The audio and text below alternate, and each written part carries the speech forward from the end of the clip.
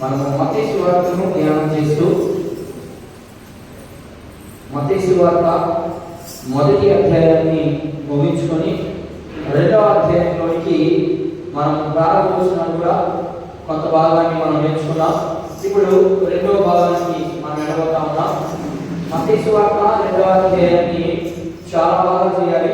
అందులో మొదటి ప్రాముఖ్యమైనటువంటి భాగం ఏంటంటే రెండవ అధ్యాయము ప్రారంభం వచనం నుండి 12వ వచనం వరకు ఇక్కడ రాశాను నేను.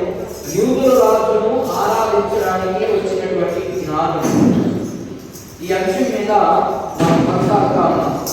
అందులో భాగంగా మొదటి భాగాన్ని ముగించుకున్నాం. మొదటి భాగంలో ఏం కనబడుతుందంటే యూదా దేశము అసలు ఎక్కడది, హెరోదు రాజు ఏ సంతతి వాడు, ఏ సంతతి వాడైతే రాజు ఎలా అయ్యాడు, ఒకవేళ రాజు అయితే ఎందుకు ఆయనకి కలవరం వచ్చింది అనే విషయాలు, 3 విషయాలు మొదటి భాగంలో ముగించుకొని ఇప్పుడు రెండవ భాగంలో వచ్చాం.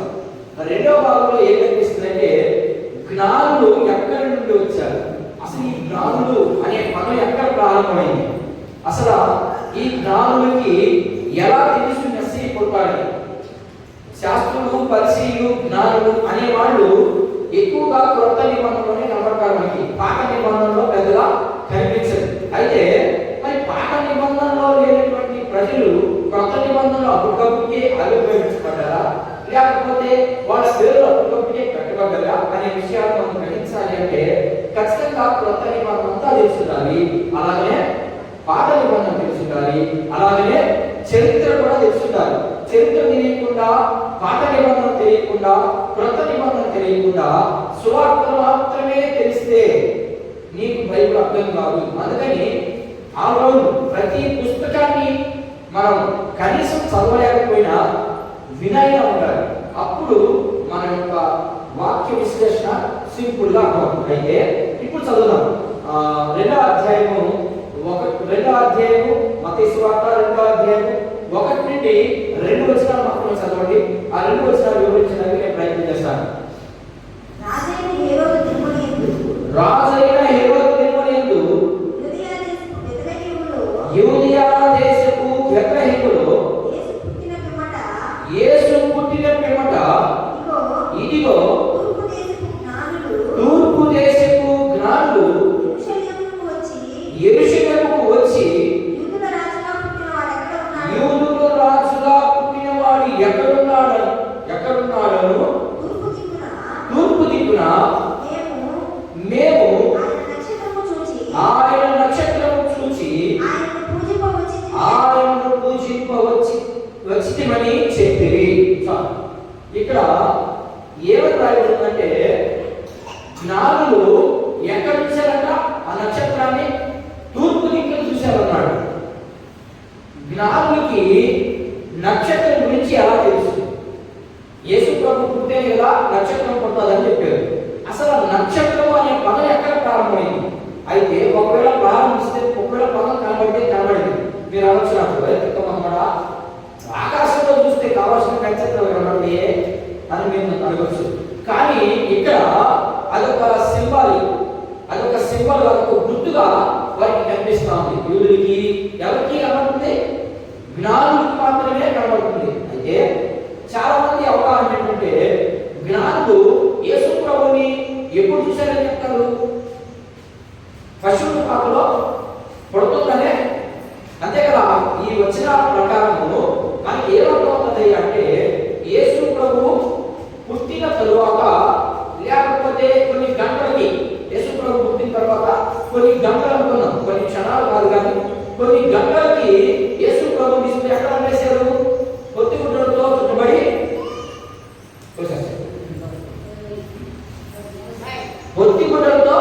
చుట్టబడి ఎక్కడ పట్టేసేదాన్ని సత్రంలో స్థలం లేకపోగా తీసుకుపోయి పశువుల పాపలో పండేశారు. అంటే 8 గంటలు అయినవి, 4 గంటలు, 1 గంట, 2 గంటలు, లేదంటే ఒక ఆకుపోటు కూడా వేసుకున్నాం. అయితే అసలు యేసు ప్రభు నక్షత్రము యేసు ప్రభుని గుర్తించడానికి జ్ఞానం ఎప్పుడు కనబడ్డది? ఎన్ని రోజుల క్రితం కనబడ్డది? ఎన్ని దినాల తర్వాత యేసు క్రీస్తు ప్రభుని తీసుకుపోయి ఆలయంలో ప్రతిష్ఠ చేశారు?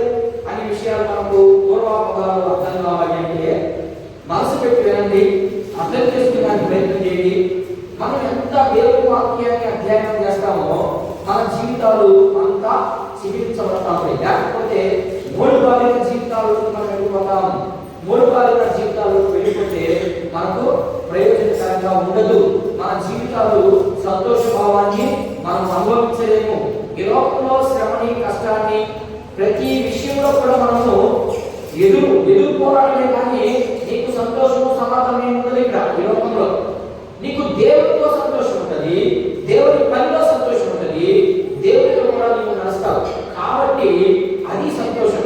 ఆ విషయాలు మనం గ్రహించడానికి ప్రయత్నం చేద్దాం. మొదటిగా ఇక్కడ రాయబడినటువంటి మాటలో మొదటి మాట ఏం కనబడుతుందంటే, జ్ఞానులు ఎక్కడి నుండి వచ్చారు, అసలు ఈ జ్ఞానులకి మెస్సీకి లేకపోతే యూదుల రాజుకి అసలు సంబంధం ఏంటి అనే విషయాన్ని తెలుసుకుందానికి ప్రయత్నం చేద్దాం. సమయం 9 వస్తుంది. కరెక్ట్ గా 9:25 ప్రసంగంలో చేస్తాం. ఎందుకంటే 30 నిమిషాలు జాస్తిగా చెప్పండి, ఎక్కువగా విసుగుని పెట్టి చూద్దాం. జ్ఞానులు ఎక్కడి నుండి వచ్చారు, అసలు ఈ జ్ఞానులు ప్రదేశం ఏంటి, ప్రారంభం నుంచి ఎక్కడున్నారు ఈ జ్ఞానులు, వీళ్ళు ఎక్కడ మెస్సీ పోతారనేది తెలుసు అనే విషయాలు చూద్దాం. మొదటిగా జ్ఞానులు ఎక్కడి నుండి బయలుదేరారంటే, వీళ్ళు బబులోను చెరకు వెళ్ళిపోయారు కదా. వీళ్ళు నేను గట్టి తీసి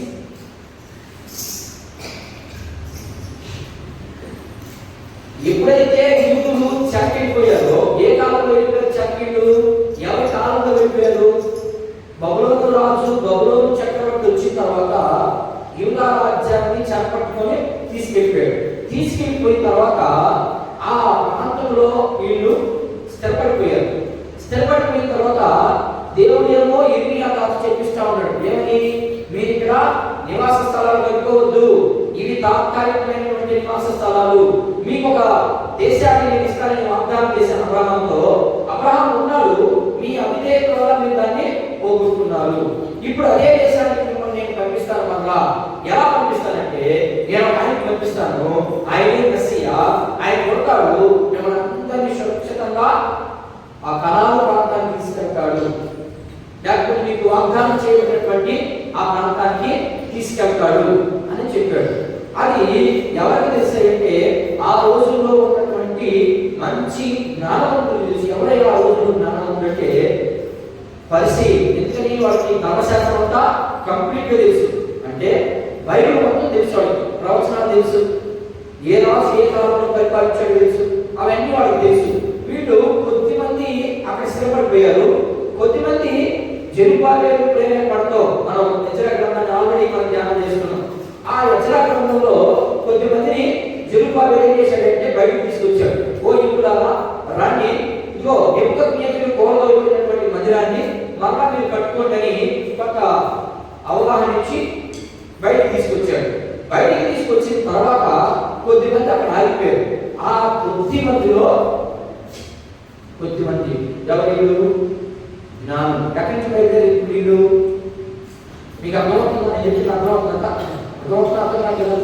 వీళ్ళు చెరలో ఉన్నారు, చెరలో ఉన్న వారిని కొద్దిమంది బయటకు వచ్చారు. ఎంతమంది వచ్చారు నేను లెక్క కూడా చెప్పాను మీకు. ఇప్పుడు యెజ్రా గ్రంథాన్ని చెప్పినప్పుడు నేను లెక్క కూడా చెప్పాను. యెజ్రా ఎంతమంది తీసుకొచ్చాడు, నెహెమ్యా ఎంతమంది తీసుకొచ్చాడు, జెరుబ్బాబెలు ఎంతమంది తీసుకొచ్చాడు, ఇకపోతే మిగిలిన శేషమంతా అక్కడ ఆగిపోయింది అని చెప్పాడు. ఆగిపోయినటువంటి శేషంలో ఉన్నటువంటి వారే ఈ జ్ఞానం. ఇప్పుడు అర్థమైంది సింపుల్గా. వీడికి ఆల్రెడీ తెలుసు, ఏమని, మెస్సీ పుడతాడని తెలుసు. మెస్సీ పుడతాడని తెలుసు, కానీ ఆడవారికి నక్షత్రాన్ని చూపించాడు కొత్త నిబంధన. ఈ నక్షత్రము అప్పుడప్పుడు కొత్త నిబంధన కూడా అప్పుడప్పుడు చెప్పాడు దేవుడు. ఆల్రెడీ వాళ్ళకి పాత నిబంధనలు ఖచ్చితంగా చెప్పుకుంటారు, ఏమని, ఇదిగో మీకు వినిపించేదానికి యూదుల రాజుగాను లేకపోతే మెస్సీ గాను పుడతాడు, ఆయన పుట్టేటప్పుడు ఇగో ఈ నక్షత్రం కనబడ్డది, ఇది మీకు ఆనవాళ్ళని చెప్పుకుంటారు, అంతే కదా. కానీ ఆనవాళ్ళు చెప్పాడా? మత్తయి సువార్త 21వ అధ్యాయంలో మనకి ఏం చెప్పబడింది? ఇదిగో మీకు యూదుల రాజు పుడతాడు, తానే ఒక సూచన, అది యెషయా గ్రంథం 6వ అధ్యాయం 40 తానే ఒక సూచన చూపించును. ఏంటి ఆ సూచన అంటే, కన్య గర్భవతి కుమారుడు, ఒక్కటే సూచన వాడికి. అది పాత నిబంధనలో భక్తులు ప్రవచించినటువంటి మాటలు. అయితే ఇప్పుడు కొత్త నిబంధనకు వచ్చేసరికి నక్షత్రం అనే మాట కనబడతా ఉంది. ఇదిగో తూర్పు దేశపు నక్షత్రమును చూసి ఆయన ఆరాధించడానికి లేకపోతే ఆయన పూజించడానికి వచ్చారని కనబడుతుంది. ఇక్కడ ఈ జ్ఞానులు ఎక్కడి నుంచి వచ్చారో మీకు సింపుల్ గా అర్థమైందా? ఎక్కడి నుంచి వచ్చారు వీళ్ళు? చల నుండి వచ్చినటువంటి వారు. అప్పుడు చక్రం లేదు, చక్రం చాలా బయటకు వచ్చేసారు కదా. మిగిలినటువంటి శేషం ఈ జ్ఞానులు ఎవరైనా అంటే మిగిలినటువంటి శేషం చలలో ఉన్నటువంటి, అంటే ఎక్కడున్నారు వీళ్ళు? కనాను దేశంలో ఉన్నారు. కనాను దేశం ఎవరికి స్వాస్థ్యంగా ఇవ్వబడింది? అబ్రహాముకి స్వాస్థ్యంగా ఇవ్వబడింది. ఏంటి మీరు ఎవరికి ఇచ్చింది కనాను దేశం? కనాను దేశాన్ని ఇస్తారని ఎవరికి వాగ్దానం చేశాడు దేవుడు? అబ్రహాముకు వాగ్దానం చేశాడు. అబ్రహాం ఇచ్చాడా? ఇచ్చాడు, కానీ స్థిరత్వం లేదు అక్కడ. తర్వాత తన కుమారుడైనటువంటి ఇస్సాకు ఏమని ఇచ్చాడా? ఉన్నాడు, నివసించాడు, కానీ స్థిరంగా ఆయన లేదు. మరి ఇస్సాకు పుట్టినటువంటి ఇతరులకు ఏమని ఇచ్చాడా? వాడికి ఇవ్వలేదు. మరి ఇస్సాకులో నుంచి వచ్చినటువంటి ఇశ్రాయేలీయునికి ఇచ్చాడా? ఇచ్చాడు, కానీ మళ్ళా ఇవ్వదు. అలాగే విశ్వాసి నీకు పరలోకం ఉంది, నీకు పరలోకం ఉంది. ఆ పరలోకాన్ని పోగొట్టుకుంటున్నావు అంటే కారణం వీళ్ళు ఏం పోగొట్టుకున్నారు? ఈ చలలో మీ వద్దురా, మీకు నివాస స్థలం కాదు, మీకు నేను చూపించబో దేశం ఉంటుంది, ఆ పునాదులు కలిగినటువంటి పట్టణం, ఆ పట్టణానికి వెళ్ళాలని మీరు బాబుని యేసుక్రీస్తు ప్రభువు అని చెప్తా ఉంటే మరి ఎక్కడ సిద్ధపరచుకుంటున్న స్థలాన్ని? ఏలాగా బబులోనులో ఆల్రెడీ బబులోనులో ఇల్లు స్థలాలు సిద్ధపరచుకొని అక్కడ వెళ్ళిపోయారు. మనం ఇప్పుడు ఎక్కడ సిద్ధపరచుకొని నిలబడిపోతున్నాం? ఈ లోకంలో సిద్ధపరచుకొని నిలబడిపోతున్నాం. మరి పరలోకం దేవుడి స్థలం ఎందుకు? నీ కోసం నా కోసం ప్రాణం పెట్టింది ఎందుకు? ఆయన పరలోకం ఇవ్వాలని నీకు ఆయన అనుగ్రహించి నీ కోసం రక్తం కాచి ప్రాణం పెట్టి ఏదేమో చేసి నిన్ను బాధల నుండి, వ్యాధుల నుండి, ప్రతి సమస్య నుండి విడిపిస్తూ ముందుకు నడిపిస్తా ఉంటే మనం ఎక్కడ స్థిరపడతా ఉన్నా? లోకంలో స్థిరపడతా ఉన్నాం. అలాంటి వాళ్ళలో కొద్దిమంది ఎవరిలో చలలో నుండి వచ్చినటువంటి జ్ఞానులు. ఇది మొదటి విషయం. ఎక్కడి నుంచి వచ్చారని మనకు అర్థమైంది. వీళ్ళు ఎవరైనా అర్థమైంది ఎక్కడి నుంచి వచ్చారు, వీళ్ళు ఎవరై అంటే వీళ్ళు పాత నిబంధనలో ఉన్నటువంటి మాటలు విని దాన్ని బట్టి వేరు చేసుకున్నారు. అందులో ఏ జ్ఞానులకి ఎలా తెలుసు? ఏంటి మెస్సయ్య గురించి ఎలా తెలుసు? జ్ఞానులకి మెస్సయ్య గురించి ఎలా తెలుసు అనే విషయాలు మనం ఒకసారి కొన్ని మాటలు మనం చదువుకునేదానికి ప్రయత్నించాం. మెస్సయ్య గురించి వీరికి ఎలా తెలిసింది అంటే మనము సంఖ్యాకాండంలో ఒకసారి వెళదాం. సంఖ్యాకాండము రాసే సమయానికి ఇశ్రాయేలు ప్రజలు ఎక్కడున్నారు? ఏ ప్రాంతంలో ఉన్నారు? సంఖ్యాకాండం రాయబడింది కదా. ఈ సంఖ్యాకాండం రాయబడిన సమయానికి ఎక్కడున్నారు ఇశ్రాయేలు? ఏ ప్రాంతంలో ఉన్నారు? ఐగుప్తుకి వెళుతున్నారు. ఐగుప్తు కాదు, ఐగుప్తు నుంచి బయటకు వచ్చారు. బయటకు వచ్చే సమయంలో ఐగుప్తు చూసిపోయింది. అంటే ఆ చలి నుండి విడిపించిన తర్వాత ఆదికాండం నిర్గమకాండంలో విడిపించాడు. తర్వాత సంఖ్యాకాండం అంటే నిర్గమకాండంలో ఎలా జీవించాలనో కొన్ని ఆజ్ఞలు, ఆచారాలు, పద్ధతులు నియమించి ఇప్పుడు సంఖ్యాకాండం పుస్తకానికి కొన్ని లెక్కలు చెప్తా ఉన్నాడు. వాళ్ళకి కొన్ని గుర్తులు చెప్తా ఉన్నాడు. ఆ గుర్తులో భాగంగా బిలాము ప్రవక్త మీ అందరికీ బాగా తెలుసాయి. బిలాము ప్రవక్త ఆయన ఎవరి పక్షాన ప్రవచనాలు చెప్పే వ్యక్తి? ఆయన బిలాము ఇశ్రాయేలు పక్షాన ప్రవచనాలు చెప్పే వ్యక్తి. ఆయన ఇశ్రాయేలుకి ఏమేమి జరుగుతుంది, ఎప్పుడు జరుగుతుంది, మీరు ఎలా ఉండాలి అనే చెప్పే వ్యక్తి. అంటే దేవునికి ఆయనకి చాలా దగ్గర సంబంధాలు ఉన్నాయి.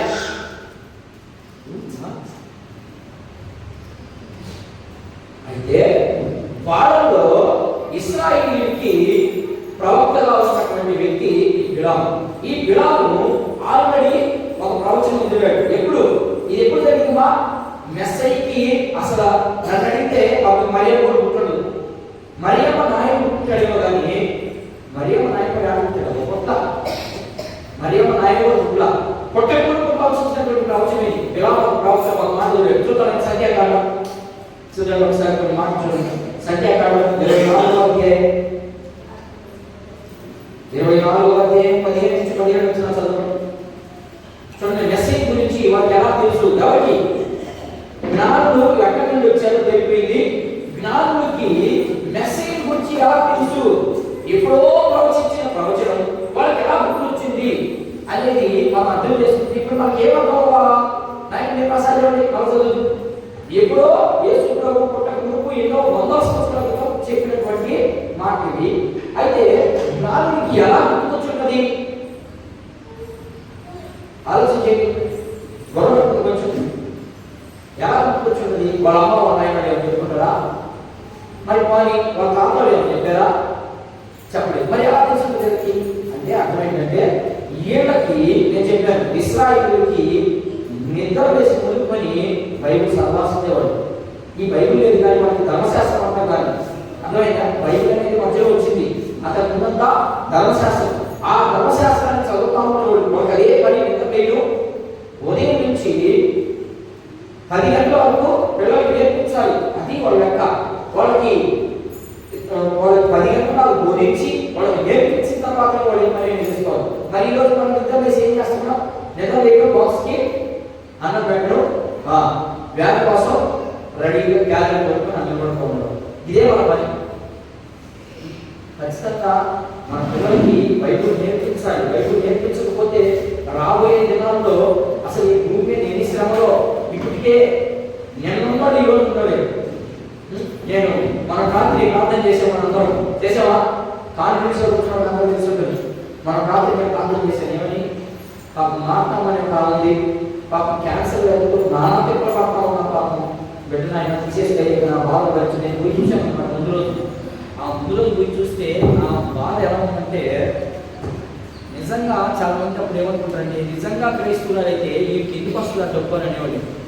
రాదమ్మా, వచ్చేది ముందు వాడికే. ఎవరికి?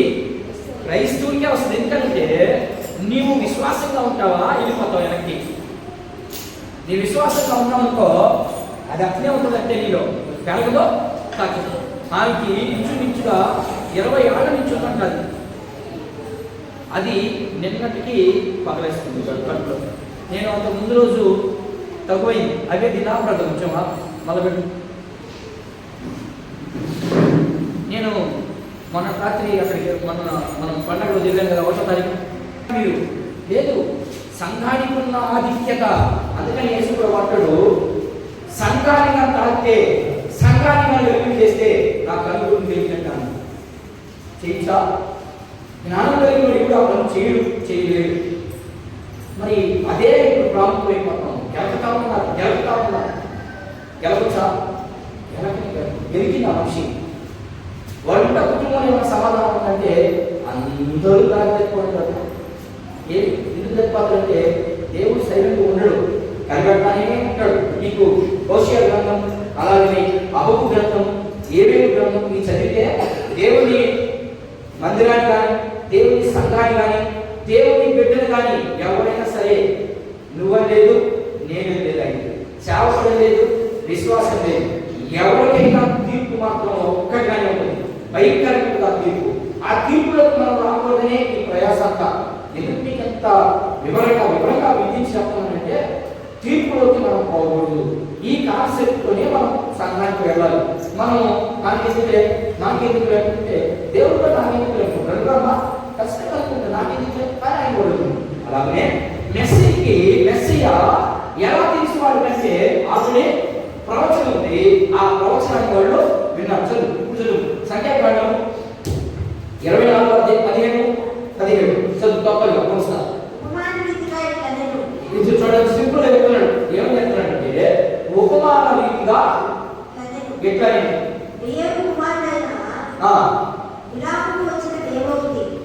ఎవరికి వచ్చింది? ఇప్పుడు దైవోక్తి ఎవరికి వచ్చిందమ్మా? బిలాము దగ్గరికి వచ్చింది. దేవుని వాక్యము బిలాము దగ్గరికి వచ్చి ఏం మాట్లాడుతారు అంటే కళ్ళు మూసుకోండి. అందులో ఏమన్నా ఉందా? నువ్వు ఎక్కడ చదువుతావు అన్నమాట, నువ్వు ఎక్కడ చదువుతావు అన్నమాట. కళ్ళు వచ్చిన దేవోక్తి దేవవాక్కులను విన్న వారి మాట మహోన్నతుని విద్య తెలియని వారి అతడు బలవంతుడై అతడు పరవశుడై కన్నులు తెరిచిన వాడై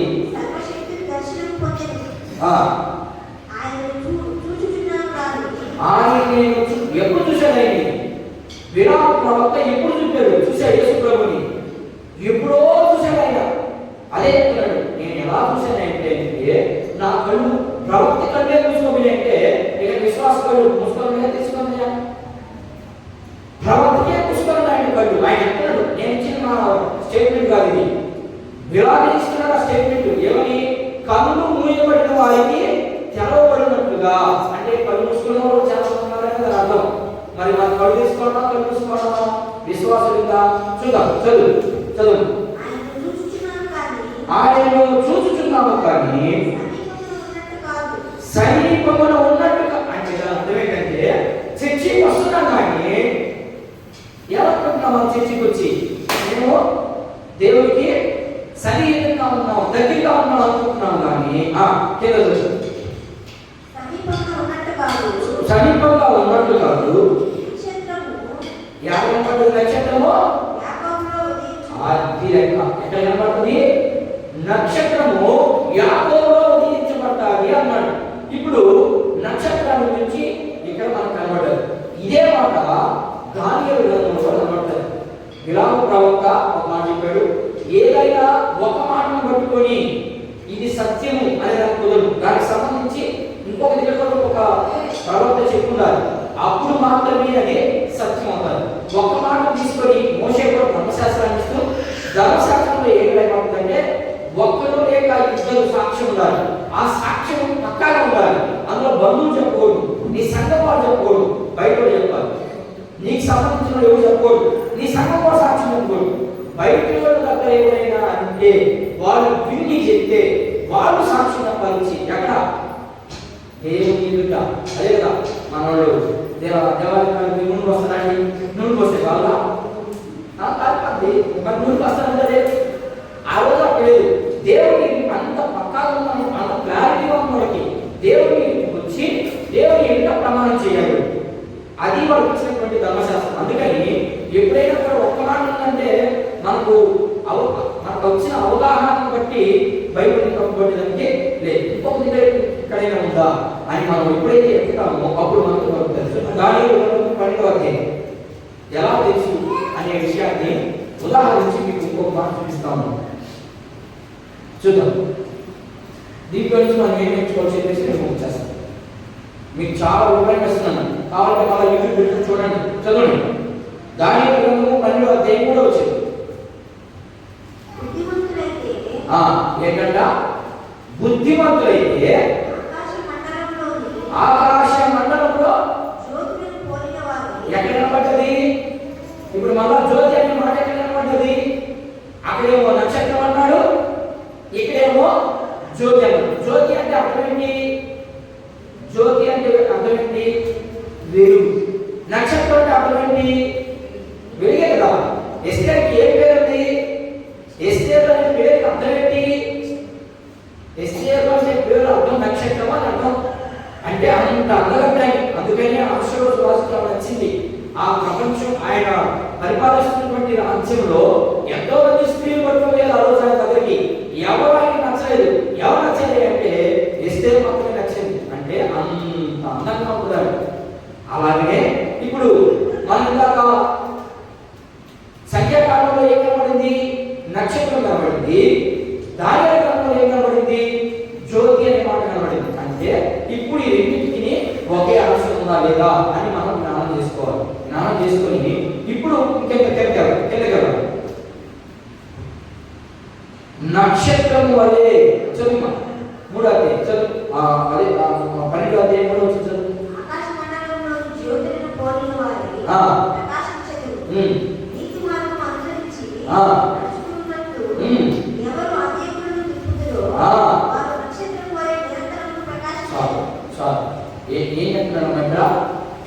ఎవరైతే నక్షత్రాన్ని చూసి అనేకుల్ని వారి వైపు తిప్పుతారో వాళ్ళు ఆకాశ మండలంలో జ్యోతులు వలె ఉంటారు అనే పదం కనబడింది. ఇప్పుడు ఎవరు తిప్పారు? ఇప్పుడు ఎవరు వైపు తిప్పేది ఇప్పుడు? అర్థమవుతుంది? అర్థం కాదు. ఇప్పుడు ఎవరు వచ్చి ఎవరి వైపు తిప్పుకుంటారు జనాలందరినీ? యేసు ప్రభు వచ్చే ఆయన వైపు తిప్పుకుంటాడు. ఆయనే చూడండి, దానియేలు గ్రంథం కూడా అయిపోయింది. యేసు ప్రభు ఇప్పుడు పుట్టాడు. ఈ జ్ఞానానికి ఎలా తెలుసు అంటే వాళ్ళు చదువుతారు ధర్మశాస్త్రాన్ని, ఏ గ్రంథాన్ని కూడా విడిచిపెట్టరు, చెప్పిందల్లా వినరు. వాళ్ళు ఖచ్చితంగా ఒక క్లారిటీ ఉండాలి. క్లారిటీ ఉన్నప్పుడే దాన్ని పట్టుకుంటారు, లేకపోతే అందుకని జ్ఞానులకి ఎలా తెలుస్తాయి అంటే వాళ్ళు చదువుతారు కాబట్టి వాళ్ళు తెలుసు. ఇప్పుడు ఈ 2 పాయింట్ల నుంచి విశ్వాసిగా నీ నా పరిస్థితి మనం ఏం నేర్చుకోవాలి దీంట్లో? విశ్వాసి ఎలా ఉండాలని చెప్తాడు? ఆకాశ మండలంలో జ్యోతుల వలె ఉండాలి. జ్యోతుల వలె ఉండాలంటే ఇప్పుడు ఏమై ఉండాలి? జ్యోతులు వలె అన్నాడు అక్కడ, అంటే ఉపమాన వ్యక్తిగా మాట్లాడుతున్నావు. ఇప్పుడు నువ్వు వ్యక్తిగతంగా నువ్వు ఎలా ఉండాలి? నువ్వు నేను జ్యోతుల వలె ఉండాలా, లేకపోతే నక్షత్రం వలె ఉండాలా? అర్థమవుతుందా? మనం ఎలా ఉండాలి? విశ్వాసులు ఎలా ఉన్నారు? విశ్వాసులు ఏకవచనమా బహువచనమా? బహువచనం. అంటే ఎంతమంది అర్థం? ఇద్దరి పైన ఎంతమంది? మరి నువ్వు నేను అనే పదం వాడుతున్నాయి ఇక్కడ. మనం ఎలా ఉండాలి? వెలుగు నింపబడిన వాళ్ళుగా ఉండాలి, అంటే నక్షత్రం వలె ఉండాలి. ఉండి అనేకుల్ని ఎక్కడికి తీసుకురావాలా? ప్రభు దగ్గరికి తీసుకురావాలి. ప్రభు దగ్గరికి తీసుకురావాలంటే నువ్వెలా ఉండాలి? నేను ఎలా ఉండాలి? ఈ విషయం మనకు గమనిస్తే చక్కగా వచ్చేస్తాం. మనం చూస్తే ప్రభు సంతికి అందరూ మనం ఎలా ఉంటాం, మనం ఎలా ఉండాలో ప్రసంగిస్తాం. చూడండి ఒకసారి 5:12 చూడండి. 5:12 చూడండి ఒకసారి. ఈ మాట నేను వచ్చేస్తాను. 5:12 చూడండి. సొలొమోను మహారాజు ఆయన అనుభవాన్ని, ఆయనతో కూడా అనుభవించినాడు. ఎవరైనా ఉన్నారా? ఎవరు లేరు. ఎలా ఆయన అనుభవించినటువంటి అనుభవాల నుంచి కొన్ని మాటలు రాస్తా ఉన్నాం, చూద్దాం. ఆ మాటలు విన్నాం. చూడండి, ప్రసంగి గ్రంథము 5వ అధ్యాయము 12వ వచనం. నీవు ఎలా ఉండాలి?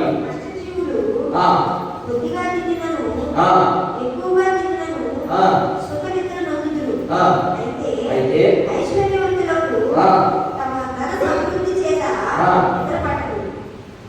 ఏకంగా ఏమి సంపాదించుకుంటున్నాడు? ఏమి సంపాదించుకుంటున్నాడు? ఆయన 5:12 ఓకే వదిలేనా? ఆయన 5:1 నీవు దేవుని మందిరమునకు పోవునప్పుడు నీ ప్రవర్తన అంటే నువ్వేం చేయాలని అర్థం? నువ్వు జాగ్రత్తగా ఎప్పుడు చూసుకుంటావు? నేను నీ వెనక్కి ఎప్పుడు చూసుకుంటావమ్మా? నేను నా భాష ఏంటంటే దేవుడు మీరు జ్యోతుల వలె ఉండండి అన్నాడు.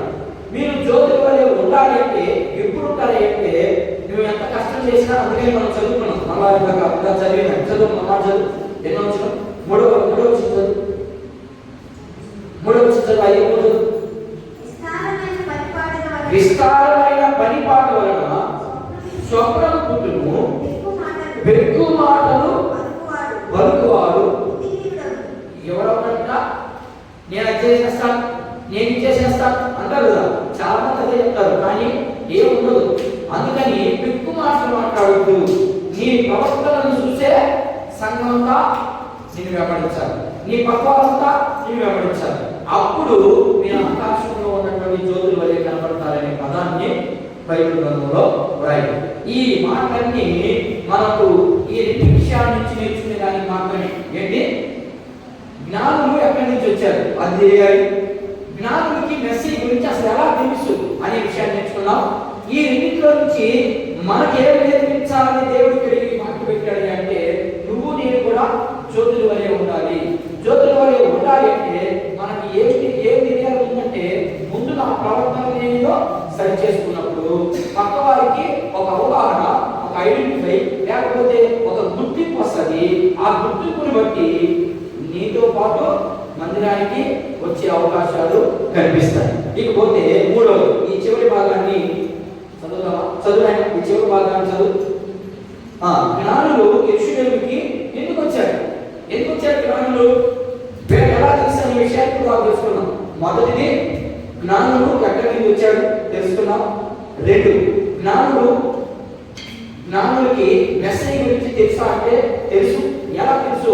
ఇక్కడికి ఎందుకు వచ్చారు? యెరూషలేముకి ఎందుకు వచ్చారు? వాళ్ళు కావాల్సింది ఎక్కడికి?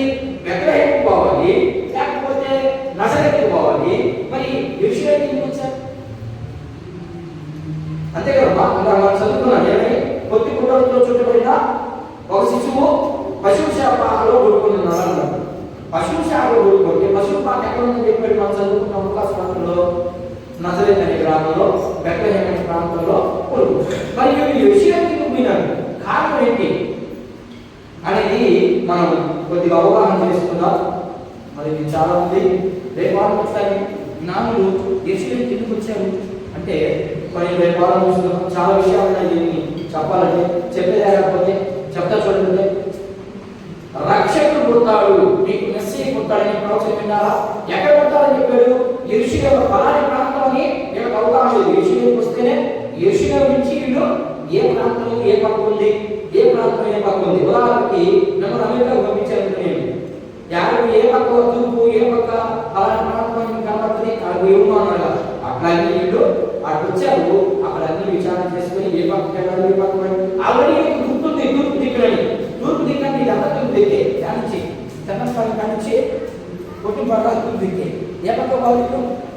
అందుకని వాళ్ళు చెప్తున్నారు ఇదంతా. దీని అంతటిని బట్టి జ్ఞానులకు ఎలా తెలిసింటే మనకి ఉదాహరణకి ఇంకొక మాట చూద్దాం. యెషయా గ్రంథం 11వ అధ్యాయం 1వ వచనం ఏ భాగం చదివాను? మొత్తం చదువు. నేను ఈ భాగాన్ని ముగించి చెప్పి ముగించేస్తాను. ఎలా వచ్చారు, ఎందుకు వచ్చారు యెరూషలేముకి అంటే వాళ్ళు చూడండి. ఎంత క్లారిటీగా దేవుని వాక్యం చెప్తాము చూడండి. 11:1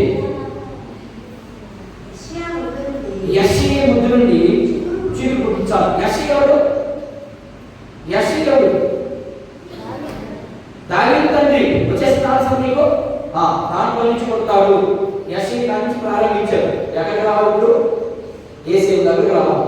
యేసేపు దగ్గర చూసుకుంటూ వచ్చాడు. ఇది మొదటి గుర్తు. యెషయా ఎలా ఉంటాడంటే మొదటి గుర్తు యెషయా. 9వ అధ్యాయం 6 వచ్చింది. 9:6 మొదటి గుర్తు. రెండవ గుర్తు ఏదైనా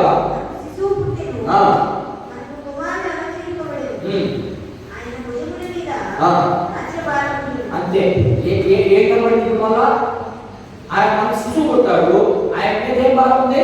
రాజ్య భారం ఉంది. ఇప్పుడు ఎన్నో చెప్పినాయా? రక్షకుడు మీకు మెస్సయ్య పుట్టాడు కదా. ఈ రెండో ఆధారాలు చూసుకున్నారు. ఈ ఆధారాలను బట్టి వాళ్ళు నేరుగా బయలుదేరారు. ఎప్పుడు జరిగింది ఇదంతా అంటే క్రీస్తు పూర్వము 6వ శతాబ్దంలో ఇదంతా జరిగింది. క్రీస్తు పుట్టక మునుపు 600 సంవత్సరాల ముందే ఆ ప్రవచనాలన్నీ గుర్తుండి వీళ్ళు చదివి అప్పుడు బయలుదేరారు. ఎక్కడికి? యెరూషలేముకి. అందుకు మాత్రమే బయలుదేరారు. ఎందుకు బయలుదేరారంటే వీళ్ళు ఇశ్రాయేలీయులు చెరకి అందరూ ఒకేసారి వెళ్ళారా? వీళ్ళు ఐగుప్తులో ఉన్నారు కదా.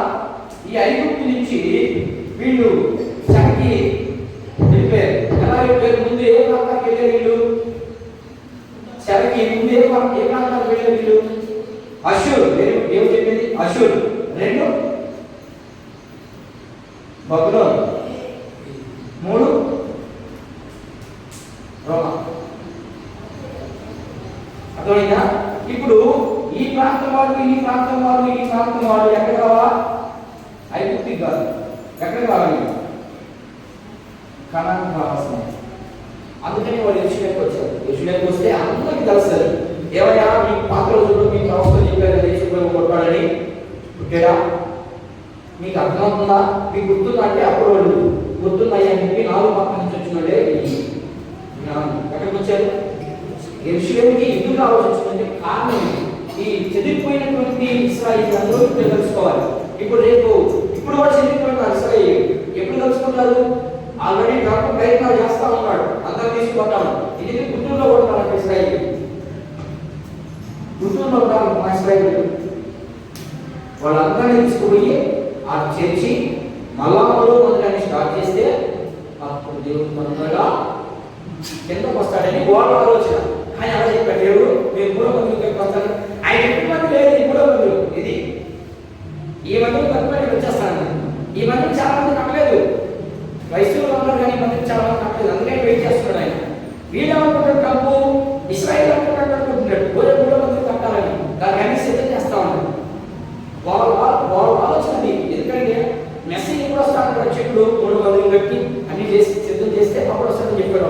అందులో 3వ మందిని కడతా ఉన్నాడు, కట్టేదానికి అన్ని సన్నాహాలు చేస్తా ఉన్నాడు. అందుకని కంపెనీ చేస్తున్నాడు, వచ్చేది అవకాశం మన భారతదేశానికి వచ్చేది ఏం రావట్లేదు. ఫండ్స్ అమెరికాలో డబ్బులు వస్తారు కదా, ఒక్కరికి కూడా ఒక రావట్లేదు. మీరు వాళ్ళకి మీరు మెసేజ్ మన దేశం ఉంది కదా, ఎవరా మెసేజ్ మన దేశంలో మనతో కూడా ఉండాలి, అది కూడా ఉద్దేశం. కానీ ఆయన ఏంటి, వీడు 3వ మందిని కట్టడం, ఈ మందిని కట్టడం, ఈ మందిని బాగా కట్టినే వస్తాను, కట్టున్నామా కట్టలేదా, అది మనం పరిశీలన చేసుకోవాల్సినటువంటి భాగం. కాబట్టి మనం మందిరాన్ని సరిగా కట్టుకుంటున్నామా కట్టుకోలేకపోతున్నామా అనేది అర్థం చేసుకుంటూ మనం ముందుకెళ్ళాలి. ఇంకొక మాట చూద్దాం. దానియేలు గ్రంథము 9వ అధ్యాయం 23-24 వచ్చిన చదువు.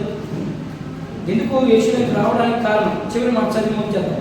దానియేలు గ్రంథము 9వ అధ్యాయం 23. నీవు బహు ప్రియుడు కనుక వైపు చుట్టూ దానికి వైపు చుట్టూ అది రాట్ల చుట్టూ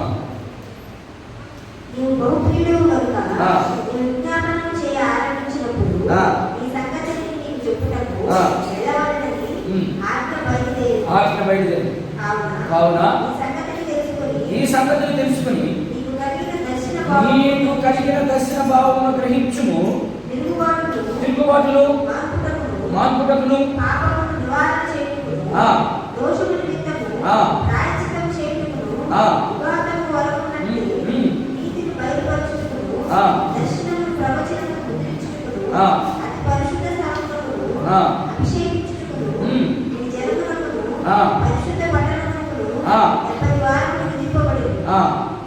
యెరూషలేమును అగ్గి లెక్క. ఎందుకు ట్రంప్ తయారు చేస్తాడు ఎందుకంటే యెరూషలేము అలా కట్టారు. అది ఈ పదాన్ని తీసుకున్నారు. ఈ పదం లిటరల్గా ఏం కనబడతా ఉంది, యెరూషలేములో మందిరం కనబడాలని కనబడుతుంది. కానీ యేసు ప్రభు ఏం చెప్పాడు మనకు అక్షరార్థంగా అర్థం చేసుకోకూడదు. బైబిల్ని మనం ఆత్మీయంగా అర్థం చేసుకోవాలి.